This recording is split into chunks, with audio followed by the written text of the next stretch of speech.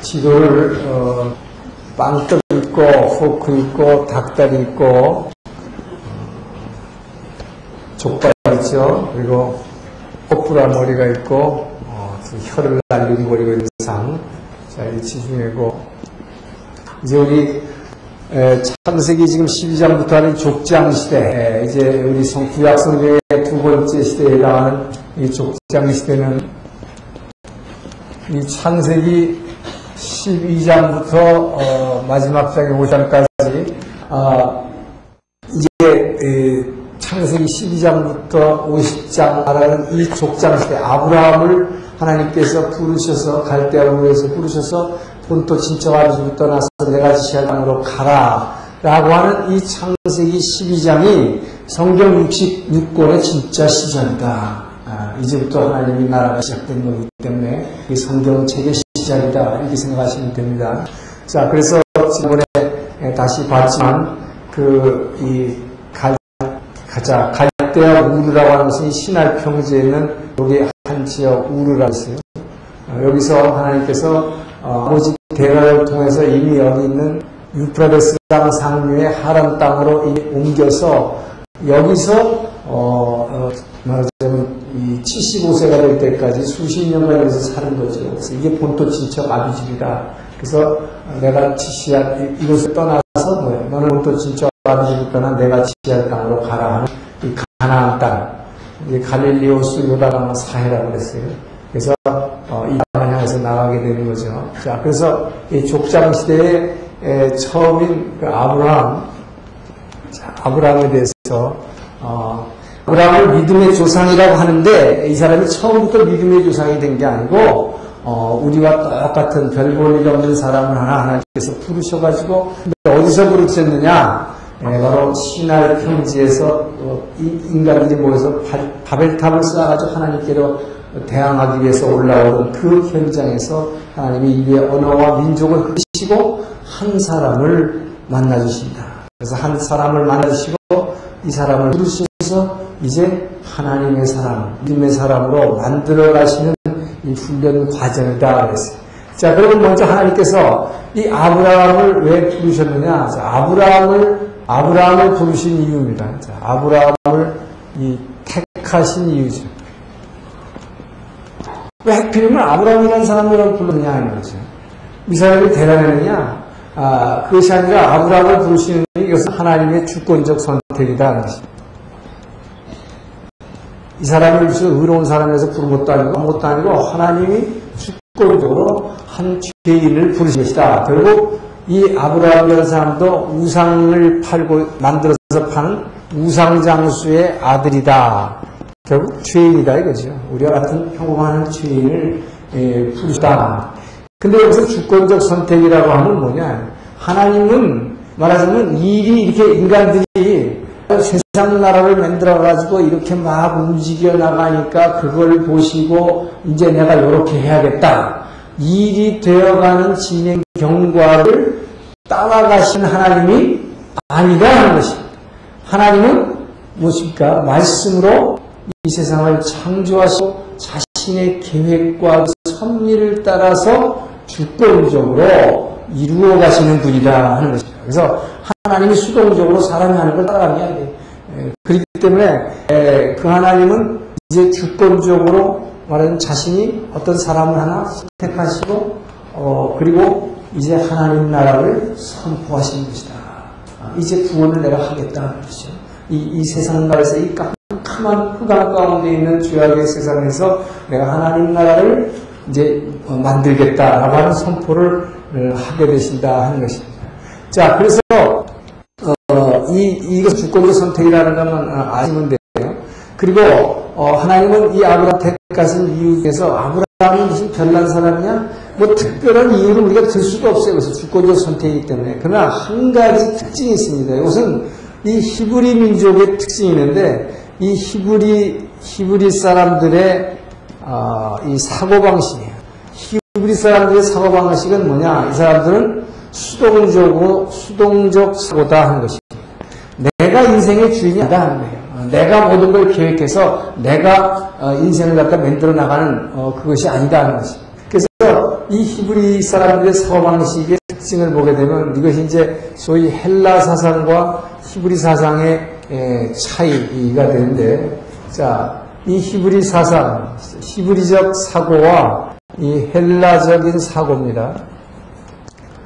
오늘날 우리가 고등교육을 받은 우리 모든 사람들은 우리 전부 무슨 사고라면 헬라적 사고라고 했어요. 그래서 이걸 헬레니즘이라고 해요. 헬레니즘, 헬라식 사고다. 이것은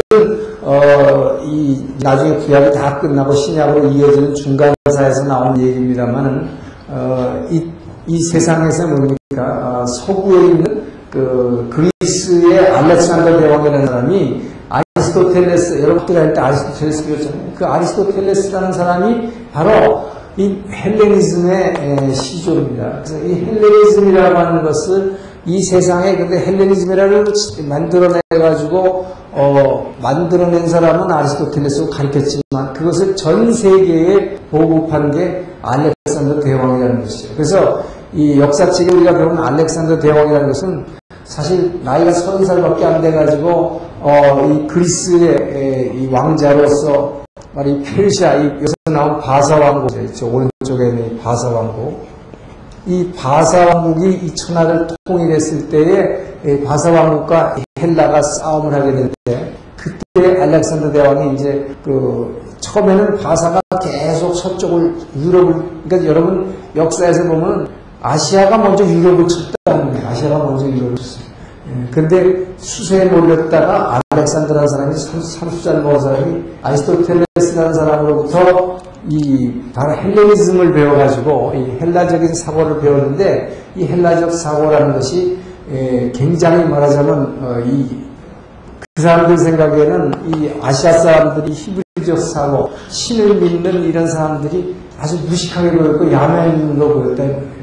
그래서 오늘날 우리가 고등교육 받은 거, 그게 뭐냐? 그게 우리가 받은 내용이 뭐냐면은 이것이 바로 인간이 주인이라는 것입니다. 인본주의라고 하는 것입니다. 인본주의. 인간은 모든 것의 본이다, 기본이다 이거죠. 그래서 이 인본주의라고 하는 것은 능동적 사고를 요구합니다. 능동적 사고라는 건 뭐냐?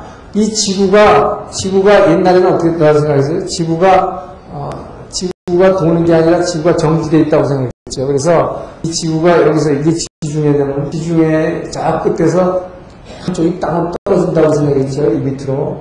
그러니까 지구가 정지해서 움직이지 않으니까 뭐 사람이 내가 움직여야 먹고 살지, 내 몸뚱아리 움직여야 먹고 살지, 그냥 지구는 가만히 있는데 나도 가만히 있으면 굶어 죽는다 이거죠. 그래서 인간이 모든 거의 근본이요, 인간이 내 몸뚱아리를 움직여야 먹고 산다고 하는 이 능동적 사고입니다. 그러니까 여기에는 하나님의 필요가 없다는 거예요. 이 히브리적 사고라고 하는 것은 뭐냐? 이것은 하나님 중심 사상이기 때문에 하나님 중심 사상, 어떤 신이 보이자면 절대자가 있다. 그래서 이 절대자가 말씀으로 세상을 지었고 그분의 섭리를 따라서 이 우주가 움직여 나가기 때문에 우리 사람은 그 움직이는 그 하나님을 보고 붙잡고 그냥 따라가기만 하면 된다 하는 게 이게 수동적 사고예요. 수동적 사고. 그러니까 이 헬레니즘적 사고에서 보면 이게 되게 우습게 보이는 거죠. 이 바보 같은 것들이죠. 그러다 보니까 이 헬레니즘에서 나온 인간이 근본이다 라고 해버리니까 여기에서 어떻게 되느냐? 이 신을 갖다가 사람으로 만들어 버리는 거예요. 이 신을 갖다가 사람과 동등화 시켜버리는 거죠. 그러니까 신이 이 인간화예요. 이게 뭡니까? 이게 바로 그리스 신화예요. 이 헬레니즘이라는 게 뭡니까? 헬레니즘. 그리스에서 나왔어요. 그리스. 그러니까 헬레니즘이라고 하면 그리스죠. 그래서 이 그리스 신화, 그리스 사람들이 이 헬레니즘의 바탕을 두고 만들어낸 신화가 뭐예요? 신이라는 게 뭐, 신이라는 건 우리 사람하고 똑같다는 거죠. 그래서 이들이 제일 주신이라고 생각하는 아폴로 신전 있죠. 아테네가. 그 아폴로가 뭐냐? 주신이지만 뭐야? 그 사람도 바람 펴가지고 자기 안에 두고 바람 피다가 자기 남한테 두드려 맞고 혼쭐 나고 있다는 거죠. 사람하고 똑같이, 그죠? 그리스 신화라는 것은 신이 인간하고 똑같아. 우리하고 똑같이 웃고, 또 신도 고통받고, 만화한테도 야단받고, 질투받고, 그렇잖아요. 그죠? 질투하는 신도 똑같아, 사람하고. 그러니까 신이라는 거를 끌어내려서 보이지 않는 신이 사람하고 같다는 거죠. 근데 한편으로는, 그러니까 신도 끌어내릴 뿐만 아니라, 짐승, 이 짐승은 사람보다 분명히 사람하고 완전히 다른 존재입니다. 그죠? 사람은 하나님의 사랑의 대상으로서 하나님의 영이 우리 안에 임재해서 우리를 예수 형상 따라서 변화시키기 위해서 만든 존재인데, 짐승은 그냥 뭐예요? 그냥 본능으로 살아가고 그냥 흙으로 다시 돌아가는 존재라는 거예요. 근데 이 짐승도 똑같이 인간화예요. 그러니까 이게 웃기는 거라고요. 사람이 근본이 되어버리면, 우주의 중심이 되어버리면, 하나님도 사람하고 똑같고, 신도, 짐승도 사람하고 똑같대. 이게 뭡니까? 이게 바로 이서구화예요. 이게 이서구화의 현대판 이서구화가 뭐예요? 디즈니랜드다. 짐승은 사람같이 다 움직이고, 똑같은 사람같이 웃고, 울고, 질투하고, 똑같이 만들어놨다. 그러니까 신과 사람과 짐승이 다 같은 거죠. 그러니까 이게 사탄이 우리 사람으로 하여금 사탄은 끊임없이 사람을 짐승화하려고 한다. 이게 바로 뭐였습니까? 사람으로 하여금 땅에 있는 것만 추구하게 되고, 그래서 사람으로 하여금 먹고 마시고 싸는 거, 섹스하는 데만 관심 갖게 하는 이게 사탄이거든요. 그래서 이게 겉으로 보면 되게 근사하게 보이는데, 근사하게 보이는데 이것이 바로 사탄이 우리를 갖다 항상 사탄은 우리를 삼키려고 항상 우는 사자같이, 그래서 우리 육을 자극하고 우리 이성, 나라는 걸 자꾸 자극해가지고 자꾸 사람을 짐승되게 하고 사람을 신하고 동등하게 만들려고. 그래서 답을 쌓는 것이에요. 사람을 하나님과 같다. 우리가 점을 갖다 연결하면 선이 되고, 선을 갖다 계속 그으면 면이 되고, 면이 계속 쌓으면 벽돌이 되지 않냐? 이거를 계속 쌓으면 이상 그렇잖아요. 하늘에 닿게 돼 있다요. 계속 쌓아봐야 하늘 닿지. 그런데 실제로 닿느냐 이 말은 안 닿잖아요. 그러니까 그렇게 될 수 있다라고 하는 의식, 생각을 주는 게 요게 사탄이에요. 실제로 될 수도 없는 걸 그렇게 하면 될 것 같아. 요게 하는 거예요. 그래서 사람은 끊임없이 이 짐승으로 만들려고 하나. 자, 그래서, 근데 이게 하나님 중심 사상이라는 수동적 사고라는 게 뭐냐? 이 수동적 사고가 어떻게 보면 되게 병신같이 보여요. 진짜 나는 뭐 팔다리도 없고, 뭐 능력이 없어가지고 무조건 하나님만 쳐다보고 가잖아. 기도만 하냐? 그거 아니죠. 우리가 예수 믿는다고 해서 여러분들, 예수 믿는 학생들을 여러분 자녀들 학교 안 보내니까? 아니잖아요. 공부 다 해야 돼요. 직장에서 남보다 더 열심히 일하라는 거예요. 그런데, 뭘 보고 하느냐? 움직이신 그 하나님을 바라보면서 하라요. 그러면 그 하나님은 우리에게 세상 사람들에게 없는 지혜를 주시고, 세상 사람들에게 없는 능력을, 창조하는 능력을 주시다면, 그 능력을 받아가지고 하니까, 그 지혜를 받아가지고 훨씬 세상 사람보다 뛰어날 수 있다는 거죠. 이것이 하나님의 은혜다. 그리고 내가 공부해서 대학 들어갔지만, 내가 한 것이 아니라 이거예요.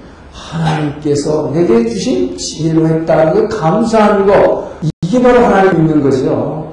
자, 그리고 우리가 그래서 이 수동적 사고라고 하는 게, 그러니까 어떻게 보면 우리가 아무것도 안 한다는 그런 의미가 아니에요. 우리가 움직이지만 그 하나님을 붙잡고 그분의 인도하심을 따라서 움직인다. 그래서 수동적이라고 하지만 실질적으로 하나님이 우리에게 주신 그 완벽한 자유의지, 그 자유의지를 가지고 내가 그 하나님을 붙드는 거죠. 그래서 쫓아가는 거다 그러죠.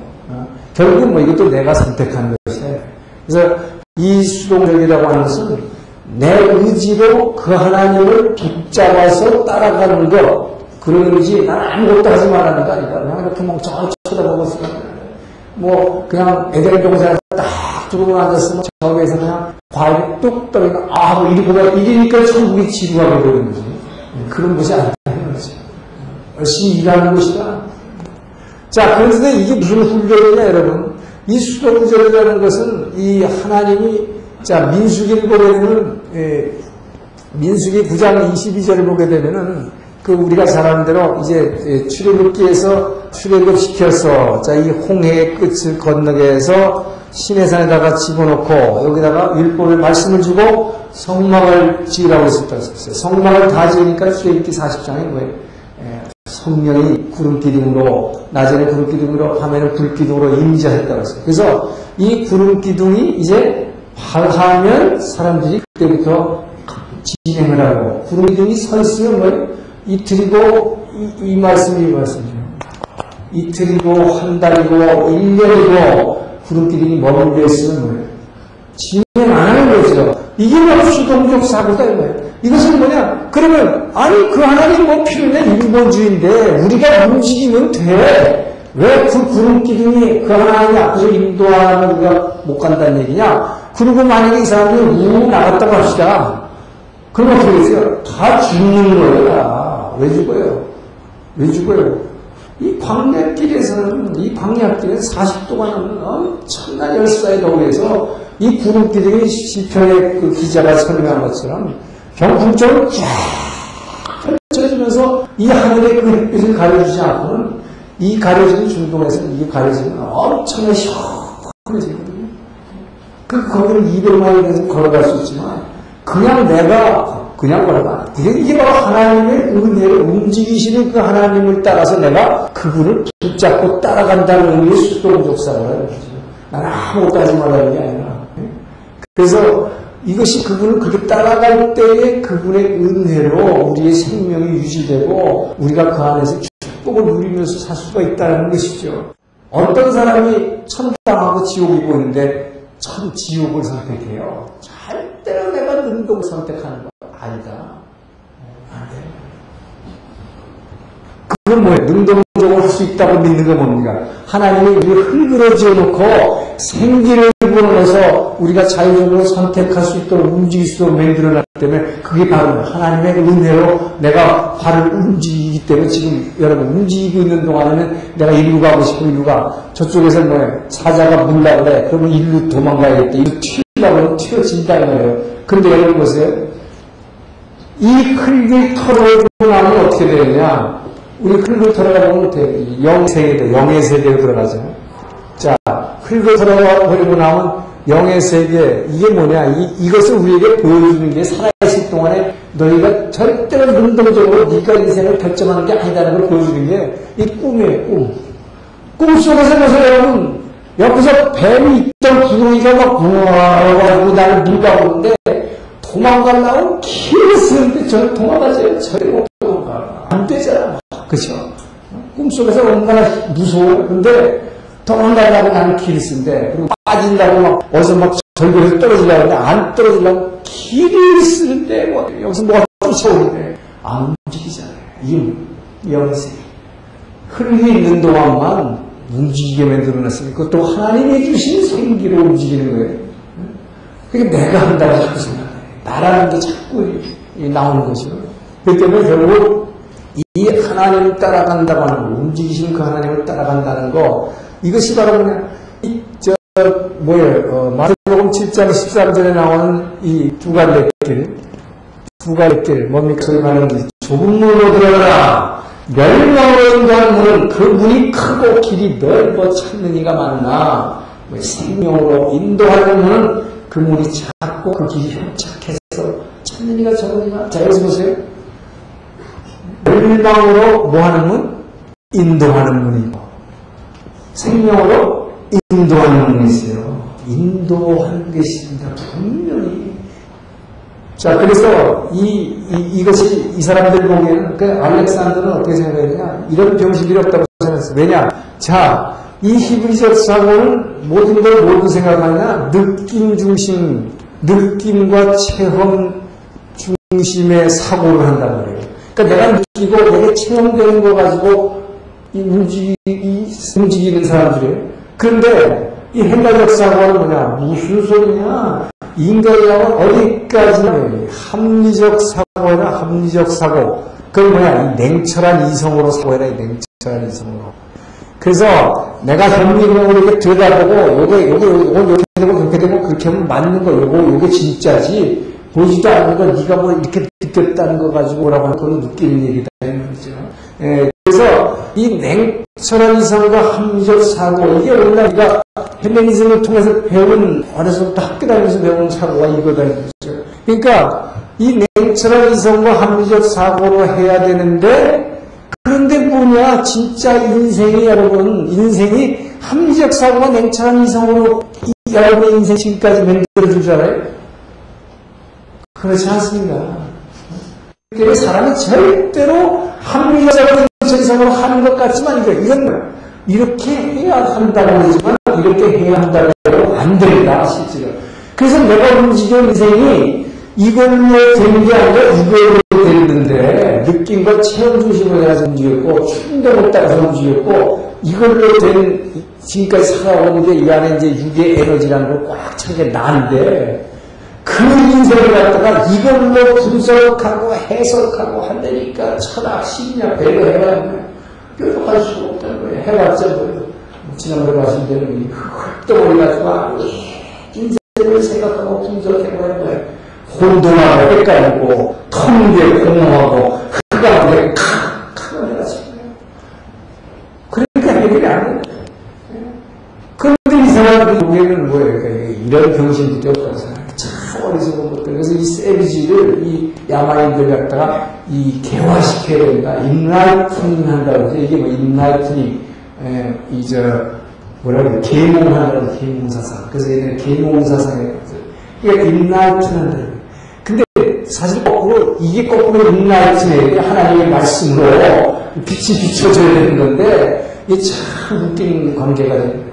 그래서 이 알렉산드라는 사람은 마이스 건설에 자기가 왕이 됐을 때 왜 그렇게 능력을 가지고 이 아시아나 정말 표범과 같이 날개의 꿈에 나온 표범과 같이 날개 달린 표범이냐. 이 지역은 전 세계를 이제 이 제패하게 되는데 그 사람은 이래서 사명감을 할 때 소명의식. 그러니까 사도 바울보다도 훨씬 먼저 나온 사람이지만 사도 바울은 바로 이 예수 하나님 중심 사상을 가지고 복음을 가지고 서쪽으로 유럽을 전도해서 개화시킨 거지만 그 훨씬 전에 알렉산더라는 사람이 그보다 300년 전에 이쪽으로 와가지고 아시아로 들어와가지고 이 세비지 피플을 이 미개인들을 이 냉철한 삶과 사고의 학문으로 좀 변화시키겠다. 이 사람은 그 사명을 가지고 싸우기 때문에 그냥 순식간에 세계를 제패하게 됩니다. 그래서 칼이냐, 너 학문을 배우게 이거예요. 이렇게 해가지고 오늘 우리가 배우는 학문이 다 전부 여기서 나온 것이에요. 자, 그리고 여기서 중요한 것은 히브리적 사고는 이 사람들은 관계를 중시하는 관계 중심. 그래서 성경은 전부 뭐예요? 여러분 성경에서 느낌 중심이고 체험 중심이기 때문에 그래서 성경은 히브리 사람들이 구약은 특히 여러분 읽을 때 합리적 사고로 말이 안 되는 게 되게 많단 말이죠. 지난번에 얘기했지만 가인이 아벨을 죽이고 에덴 동산을 쫓겨나되 사람이 아직 없는데도 왜 사람들이 나를 죽일까 해요? 그런 얘기가 나오니까 이상하다. 이걸로 이해가 안 되죠. 그런데 그건 분명히 느낌이요. 체험이에요.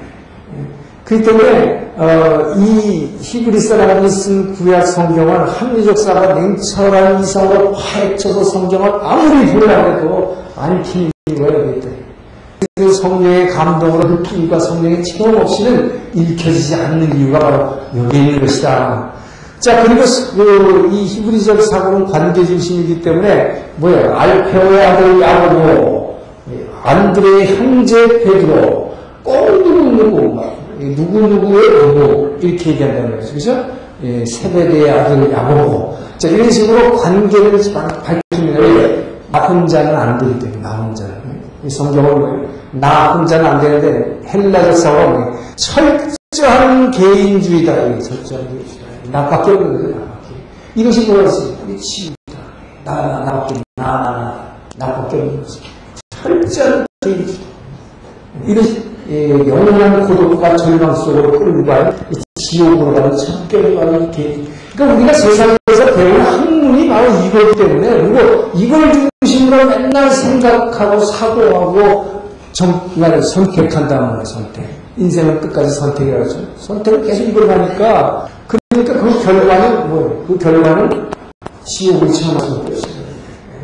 자, 그래서 하나님이 이 아브라함을 선택했다는 거에 한 가지 이유를 들자면 이런 것을 볼 수 있다는 것이죠. 그러나 진짜 하나님이 아브라함을 선택하신 목적은 뭐냐? 자, 하나님이 아브라함을 선택하신 목적은 뭐냐?